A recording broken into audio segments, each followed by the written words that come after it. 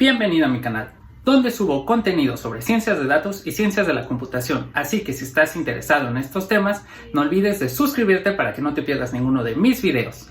Y aprovecho para mandarle un saludo a los nuevos suscriptores. Sin más, comenzamos. En este video les voy a presentar el primer algoritmo publicado para producir árboles generadores de peso mínimo. Este algoritmo fue publicado en 1926 por Otakar Borówka y fue utilizado para desarrollar una red eléctrica en Chequia. Veremos primero un par de conceptos para posteriormente pasar al algoritmo. Para definir qué es un árbol generador de peso mínimo, vamos a ver las siguientes definiciones. Primero, una gráfica G es conexa si para cualquier par de vértices U y V en G existe una trayectoria que los conecta. Por ejemplo, esta es una trayectoria de U a V. Además, diremos que un ciclo es una trayectoria cuyos extremos coinciden. Es decir, si tenemos de U a V y de V pasamos a U. Esto es un ciclo. Luego, diremos que una gráfica T es un árbol si T es conexa, es decir, para cualquier par de vértices existe una trayectoria que los conecta y no tiene ciclos, como en este caso. Como vemos, todos los vértices están unidos por una trayectoria y no tenemos ciclos.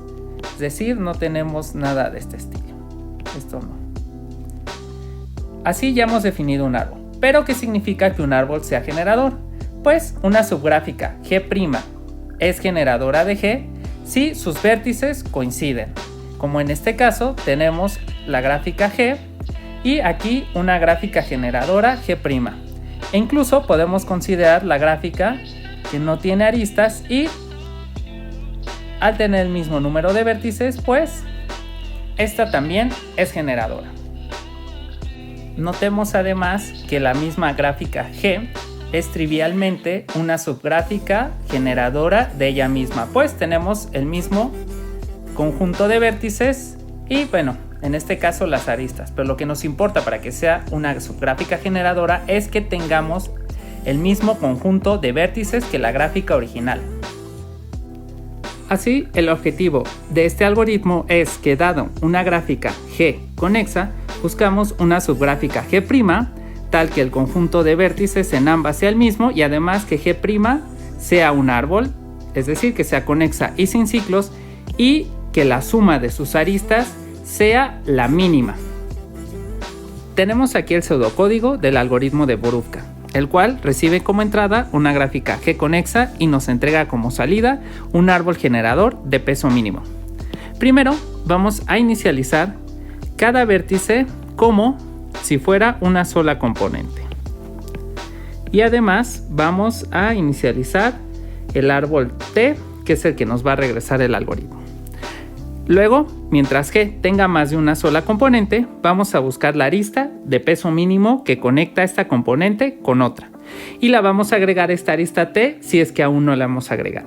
Como en este caso tenemos más de una componente conexa, pues las vamos a conectar con la arista de peso mínimo. En este caso es 2, 1, 2, 3, 2, 3. Así tenemos 1, 2, 3, 4 componentes. Así volvemos a ingresar a este ciclo while. Luego vamos a conectar cada uno de estos componentes con la arista de peso mínimo que los une. En este caso es 4, 3 y por último tenemos 9, 6, 5 y 8. Entonces la mínima claramente es 5. Y terminamos. Y agregamos cada una de estas aristas a T en cada una de las iteraciones.